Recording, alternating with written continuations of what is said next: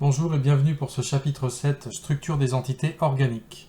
Alors pour commencer, on va essayer de comprendre le point commun qu'il y a entre tout ça. Donc on a de la salade, on a de l'essence ou du gasoil, en tout cas un hydrocarbure, on a ici l'arôme de vanille, on a des cordes en nylon, on a du parfum et on a une molécule organique. Alors en fait, effectivement, la molécule organique va être le point commun, c'est-à-dire que toutes ces substances, tout ce que vous voyez à l'écran, sont des produits organiques, c'est-à-dire des molécules constituées principalement, on va dire, de carbone et d'hydrogène. Souvent, on va trouver un petit peu d'oxygène. Donc l'idée de ce chapitre, c'est de comprendre un peu la structure des molécules organiques, au moins d'avoir des bases. On va voir les alcanes, qu'est-ce qu'un alcane, on va apprendre à les nommer, on verra les dérivés d'alcanes, et ensuite on verra quels moyens le chimiste a à sa disposition pour identifier de telles molécules. Pour bien comprendre la nomenclature, c'est-à-dire la manière de nommer les molécules, il est important dans un premier temps de comprendre qu'il existe plusieurs types de chaînes carbonées. Regardez cet exemple. Les atomes de carbone sont tous liés entre eux et forment une ligne. On parle donc de chaînes carbonées linéaires.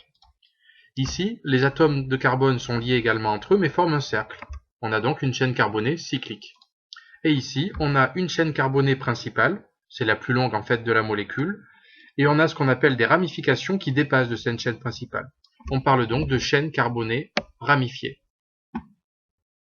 Et on va voir par la suite que chaque type de chaîne carbonée va induire des spécificités en termes de nomenclature. On peut maintenant rentrer dans le vif du sujet avec la nomenclature des alcanes. Alors, qu'est-ce qu'un alcane déjà? Eh bien, un alcane, c'est un hydrocarbure, hein, c'est une molécule organique constituée essentiellement de carbone et d'hydrogène, mais par contre, cette molécule doit obéir à une règle précise qui est celle-ci.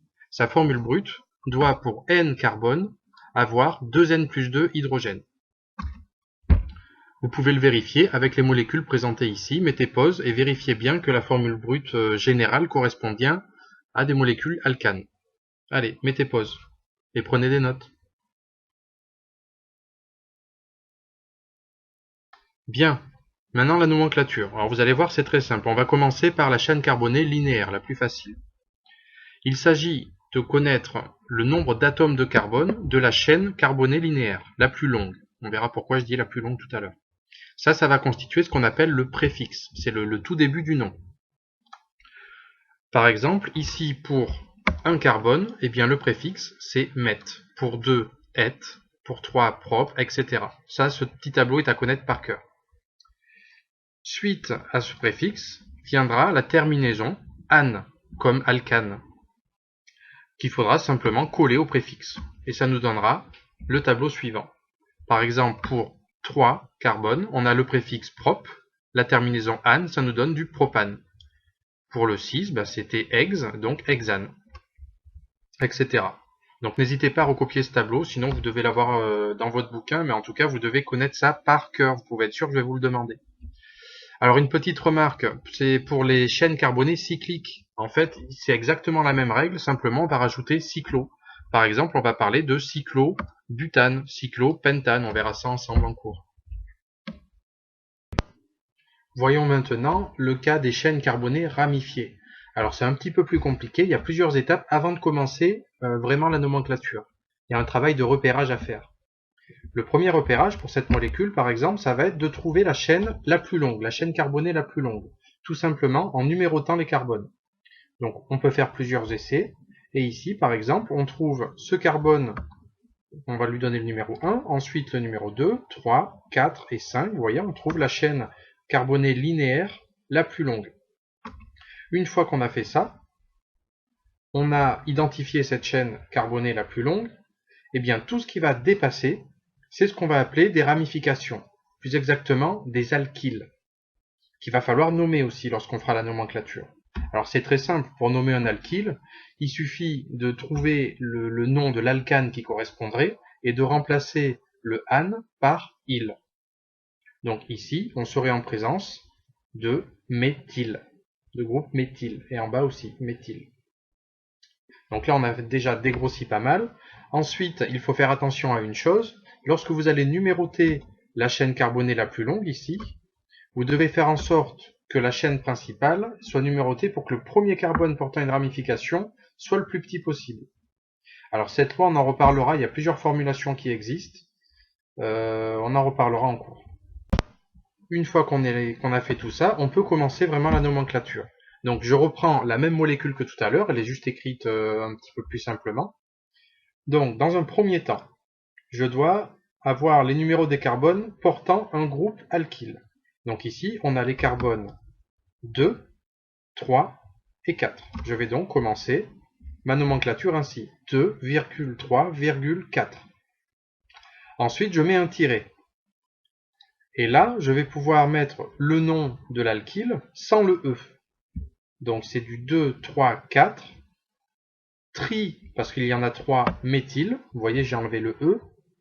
Et ensuite, le nom de l'alcane correspondant à la chaîne la plus longue. Donc ici, il y a 1, 2, 3, 4, 5 carbones. Si vous vous rappelez du tableau de tout à l'heure, ça fait du pentane. Donc c'est du 2, 3, 4, triméthyle, pentane. Ces étapes sont capitales, vous ne devez pas en louper une, et vous devez vraiment appliquer cette méthode à la lettre. Appliquons maintenant ces règles à deux exemples particuliers. Le plus simple. Mettez pause et essayez de trouver sa nomenclature. Si vous n'avez pas loupé de règles, il s'agit bien du 2-méthylbutane. À ceux qui auraient mis du 3-méthylbutane, c'est qu'ils n'ont pas obéi à la règle qui disait que le carbone qui portait la première ramification devait avoir le numéro le plus petit possible. Donc c'est bien 1, 2, c'est le deuxième carbone qui porte la ramification. Si je numérote à partir de la gauche, ça me fait du 1, 2, 3 méthylbutane. Et la règle n'est pas respectée. Allez, essayons cet exemple-ci.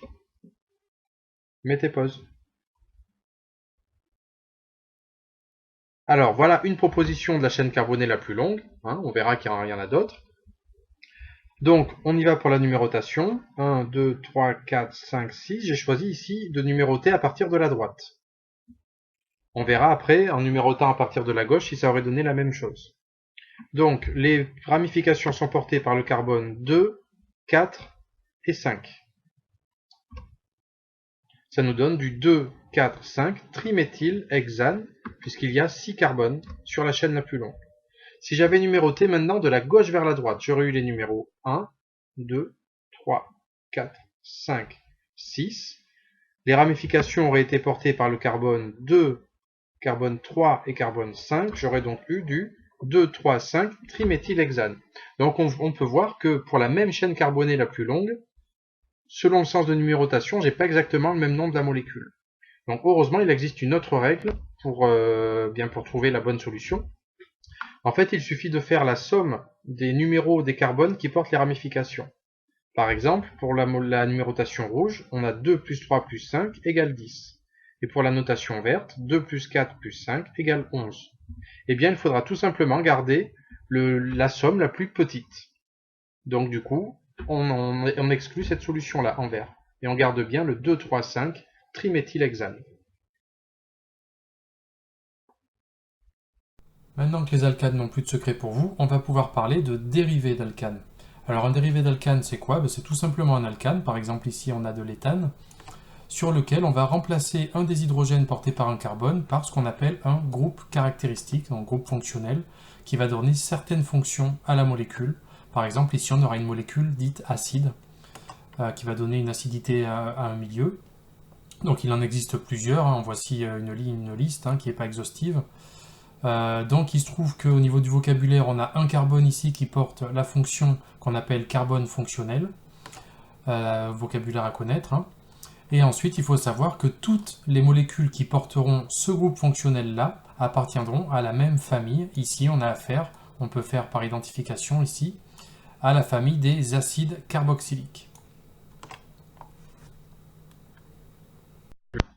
On va s'intéresser maintenant à la nomenclature des alcools. Alors, qu'est-ce qu'un alcool déjà? Eh bien, c'est tout simplement une molécule organique, donc constituée essentiellement de carbone et d'hydrogène, sur laquelle va se greffer un groupement hydroxyde que voici. Donc, c'est le groupe OH qui se met sur un carbone d'une chaîne carbonée, à la place d'un hydrogène.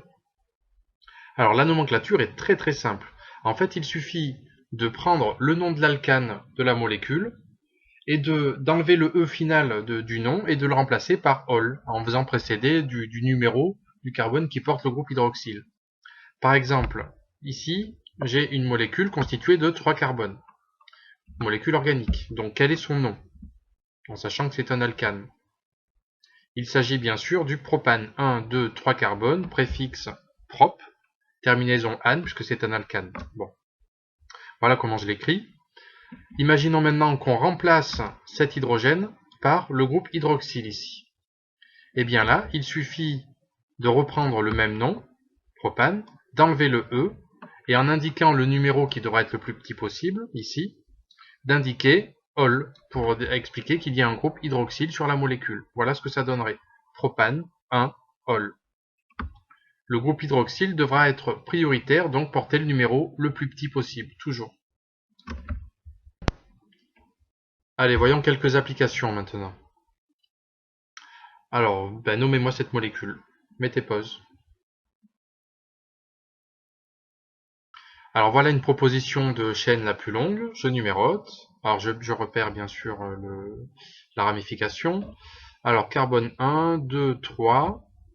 Alors j'aurais pu numéroter de la gauche vers la droite. Mais le problème c'est que n'oubliez pas que le groupe hydroxyle ici doit posséder un carbone fonctionnel qui a le plus petit numéro possible. Donc c'est bien de la droite vers la gauche qu'il faut numéroter. Attention. Bon, une fois qu'on a fait ça, il vient facilement du 2-méthylpropane 1-ol. Allez, faites de même pour cette molécule.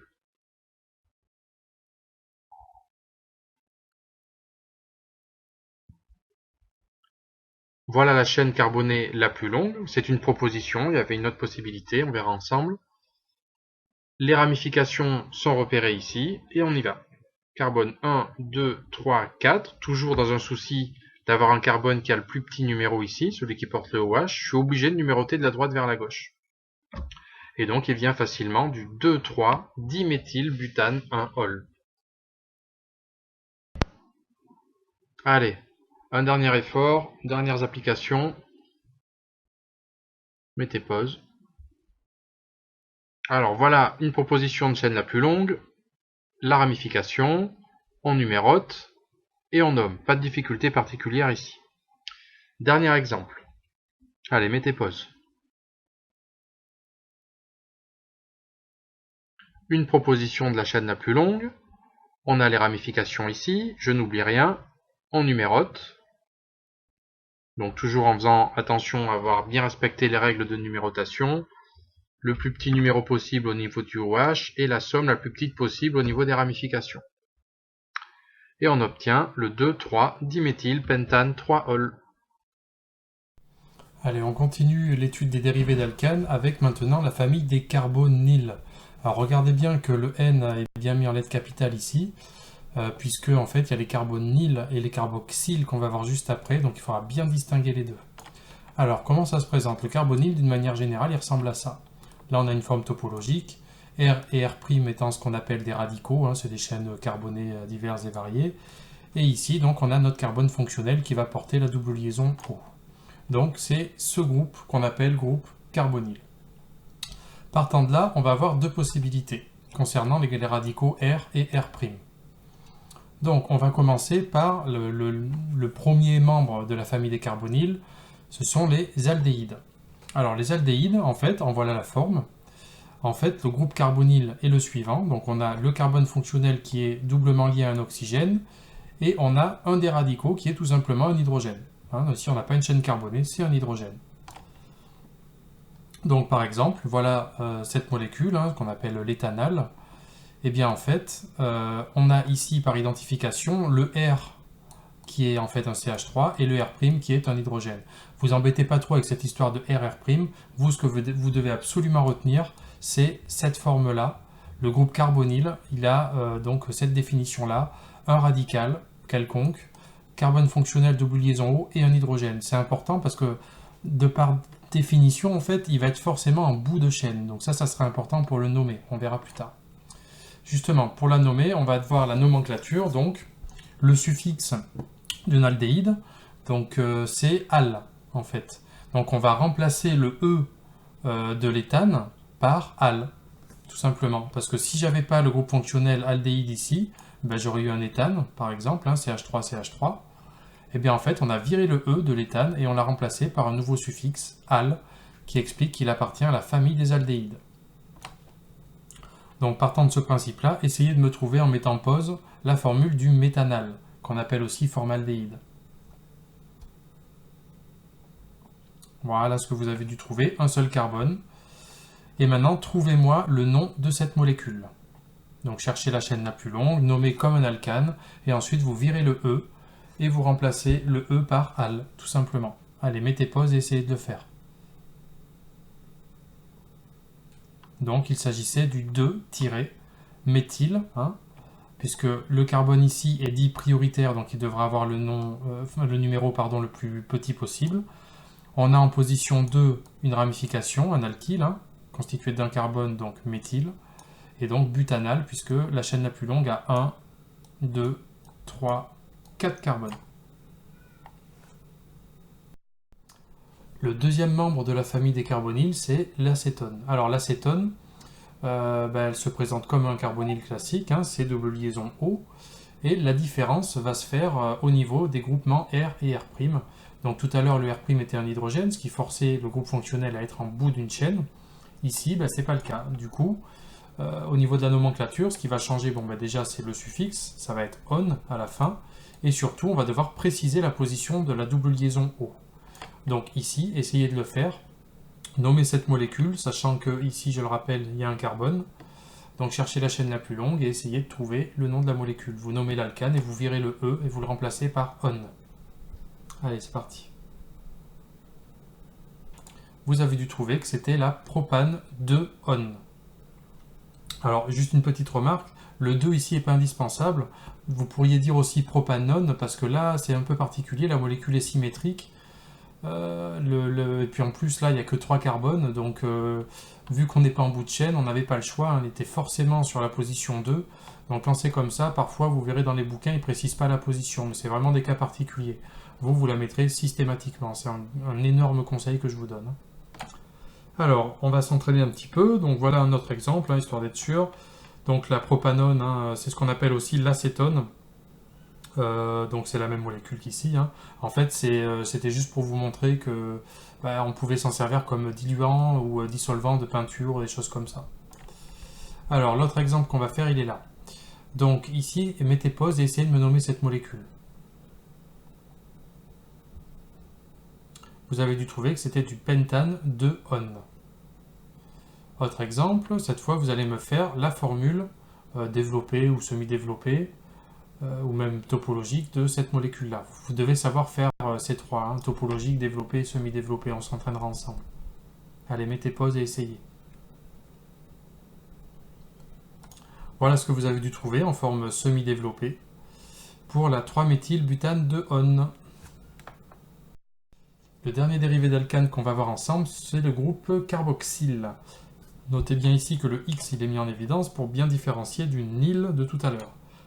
Alors pourquoi ce sont des ils tous les deux? Tout simplement parce qu'on va retrouver le C double liaison O de tout à l'heure, et c'est un xyle, parce que ici au lieu d'avoir un hydrogène ou un R, on a un groupe OH, et c'est comme ça qu'est le groupe caractéristique et pas autrement. Donc ça, il faudra le connaître par cœur. Un exemple, pour bien comprendre, donc ici on a un acide.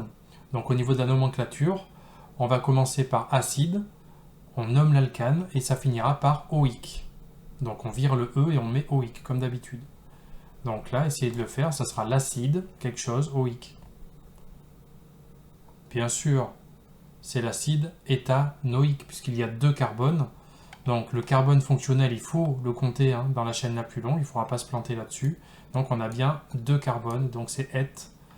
Donc acide éthane, on vire le E et OIC. Donc cet acide éthanoïque, on le retrouve dans les bouteilles d'acide acétique, c'est son petit nom gâté, on va dire. Et c'est celui qu'on trouve aussi dans le vinaigre. C'est celui-là qui est responsable de cette odeur un petit peu désagréable du vinaigre. Alors, maintenant, essayez de me trouver la formule de l'acide méthanoïque. Bon, pas trop compliqué, le voilà. Ensuite, trouvez-moi le nom de cette molécule. Mettez pause, essayez de me trouver le nom. Vous avez dû trouver que c'était l'acide 2-méthylbutanoïque. Vous voyez que, comme tout à l'heure, on nomme les alkyles qui dépassent de la chaîne la plus longue, donc c'est la même méthode. C'est pour ça que moi je vous conseille encore une fois de nommer l'alcane Et ensuite, vous changez le suffixe si besoin, et puis éventuellement, là, dans ce cas-là, vous rajoutez acide devant.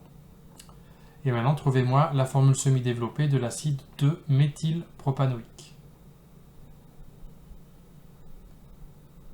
Voilà ce que vous avez dû trouver. Alors j'ai fait exprès pour changer un peu, je l'ai mis en topologique. Donc comme ça, vous pourrez vous entraîner à passer de l'un à l'autre. Vérifiez si c'est bon, puis sinon on verra ensemble. Alors toutes ces connaissances sont importantes, mais encore faut-il arriver à caractériser des molécules organiques pour en connaître les effets. Je pense notamment à cet arbre, le sol pleureur, très présent en métropole. Pendant des années avant que l'aspirine existe, les gens faisaient bouillir de l'écorce de sol et buvaient cette décoction pour faire partir les douleurs. Et c'est plus tard qu'un scientifique a réussi à isoler le principe actif, l'a analysé, et ensuite on a déduit justement le procédé de fabrication de ce principe actif et a inventé du coup l'aspirine. Donc aujourd'hui, on dispose de cet appareil qu'on appelle un spectroscope infrarouge qui permet justement d'analyser les molécules. Ça ne va pas permettre de trouver le squelette carboné de la molécule, mais les groupes fonctionnels de la molécule, ce qui est déjà un bon point. Pour le squelette, il existe d'autres moyens d'analyse, on en parlera si vous voulez ensemble. Le principe est relativement simple, on a une source de rayonnement qui va envoyer des infrarouges sur une molécule, et cette molécule va réagir en fonction des longueurs d'onde de l'infrarouge qu'il va recevoir. Donc on va avoir des molécules qui vont se déformer, on va avoir une élongation, des liaisons qui vont se déformer comme ceci, ou des déformations angulaires. En fait, il en existe plein d'autres. C'est pas important que vous les connaissiez, simplement sachez que la molécule va se mettre à vibrer lorsqu'on va lui envoyer de l'infrarouge dessus. Voyons ça avec un exemple, le formaldéhyde, très présent et très toxique aussi dans notre environnement. Donc ce formaldéhyde, on va lui envoyer donc avec une source de lumière des infrarouges avec une certaine fréquence relativement faible. Ces rayonnements vont traverser la substance et vont arriver sur un capteur qui va permettre de comparer en fait le signal qu'on a envoyé sur la molécule et le signal qui est reçu après passage à travers la molécule. Dans ce cas précis, on constate qu'il ne se passe rien sur la molécule. On peut donc imaginer graphiquement ce que le système d'analyse pourrait donner. Voilà le graphe qu'on obtiendrait par exemple. On a ici la transmittance, donc qui montre à quel point le rayonnement est transmis, c'est-à-dire que là, dans notre cas, la première fréquence n'a pas eu d'impact sur la molécule, elle n'a donc rien absorbé. Donc, 100% de la lumière émise a été transmise, a réussi à traverser la substance. On envoie maintenant une fréquence un peu plus élevée sur la molécule, et là on constate que la liaison ici entre le carbone et l'oxygène va se mettre à vibrer. Et donc si vous vous souvenez, il s'agit d'une déformation par élongation ici. Donc tout se passe en fait comme si la liaison pouvait être modélisée par un ressort qui va se mettre à se comprimer et à se dilater lors du passage de l'onde dans l'infrarouge. De ce fait, graphiquement, on va pouvoir ajouter cette nouvelle fréquence qui a été envoyée, et le fait que la liaison se soit mise à vibrer, eh bien ça va provoquer une absorption d'une certaine quantité d'énergie qui a été envoyée au début. Donc on constate ici que la transmittance n'est plus de 100%, elle est par exemple de 60%, moi j'ai mis un petit peu au pif. Quoi qu'il en soit, de l'énergie a été absorbée par la molécule puisqu'elle s'est mise à vibrer.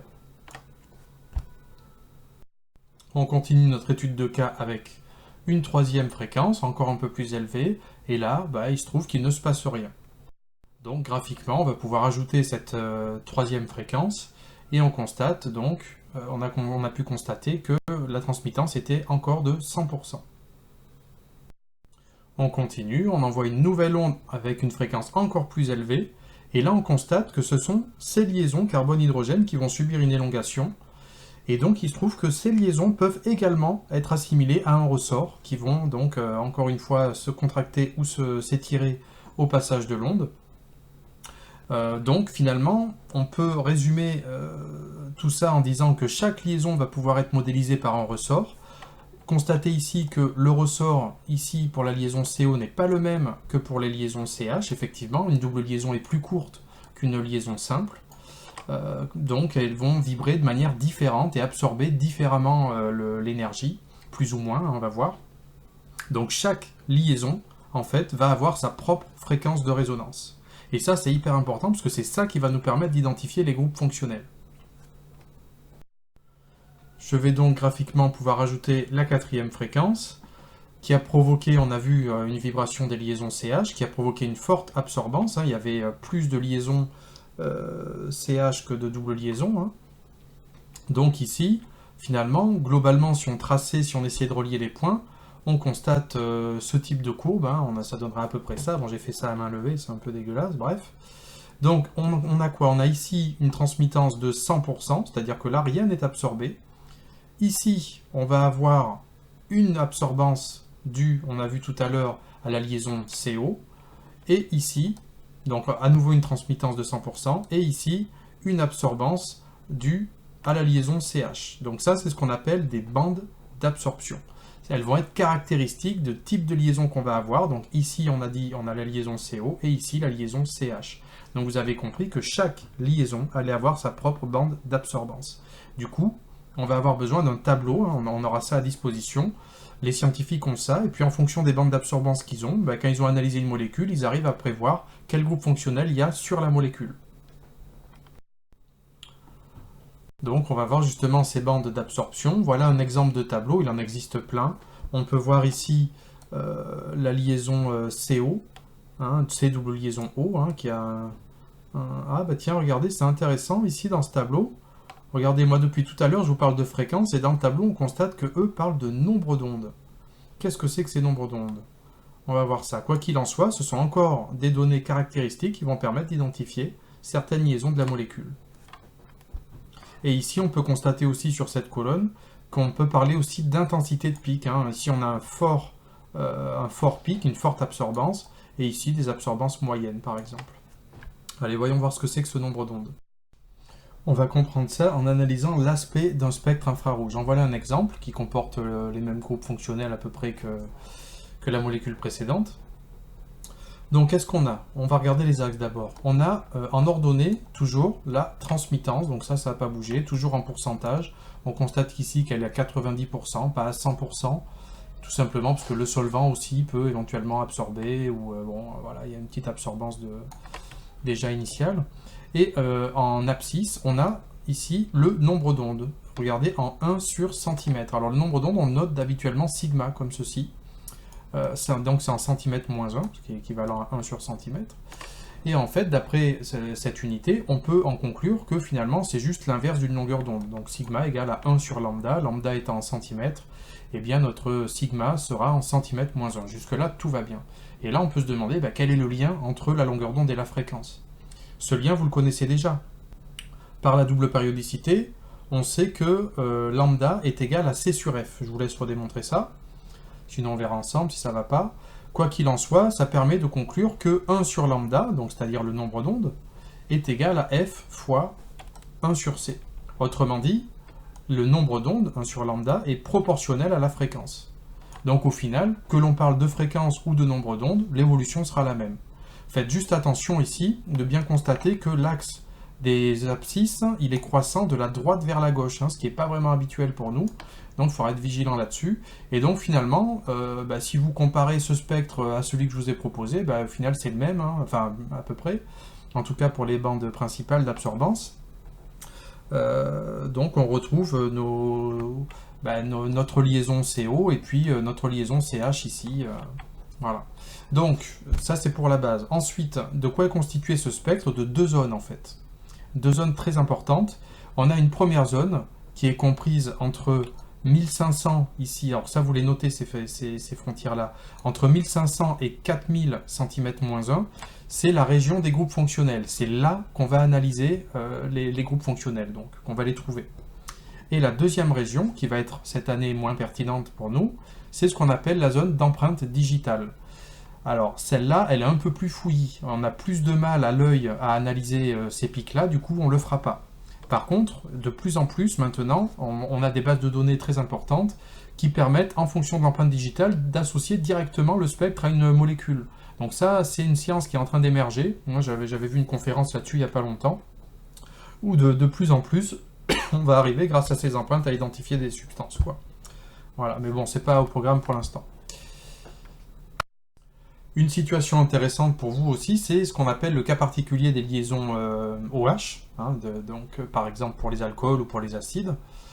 On va voir ça avec l'analyse du butanol. Donc le butanol, eh bien, vous avez ici le spectre avec la forme topologique, hein, donc on voit le groupe caractéristique ici.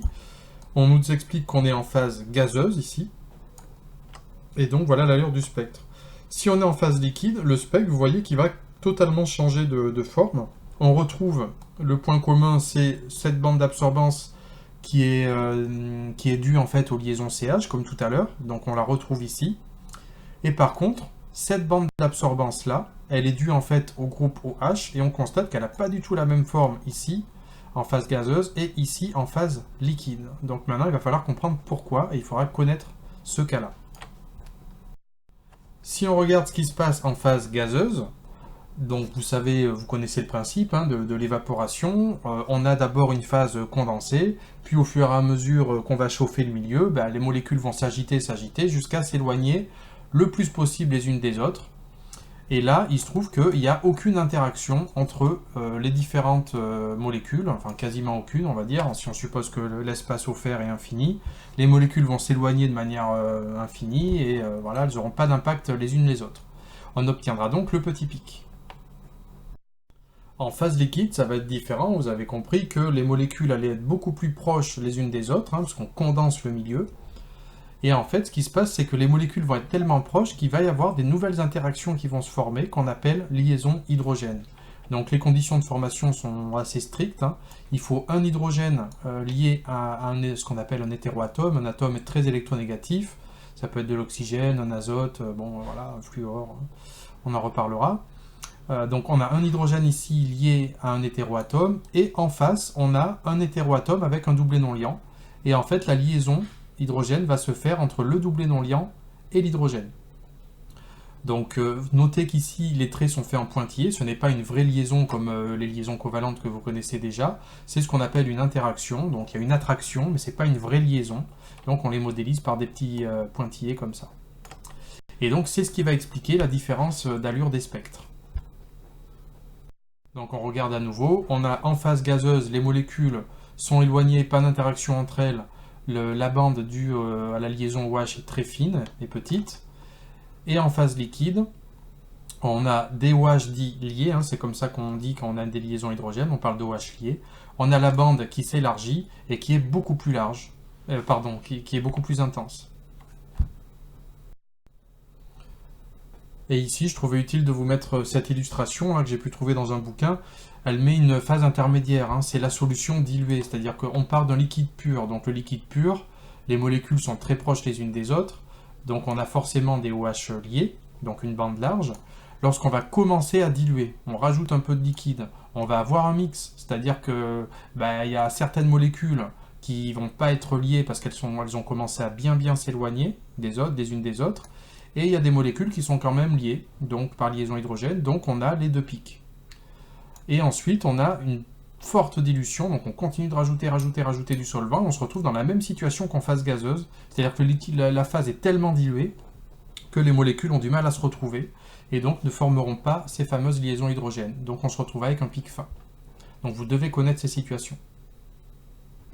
Voilà, c'est la fin de la vidéo. Bon, elle était un peu longue, mais des fois il y a beaucoup de choses à dire. On se retrouve bientôt pour un nouveau chapitre. Comme d'hab, vous trouverez les exercices dans la description de la vidéo. Allez, à bientôt.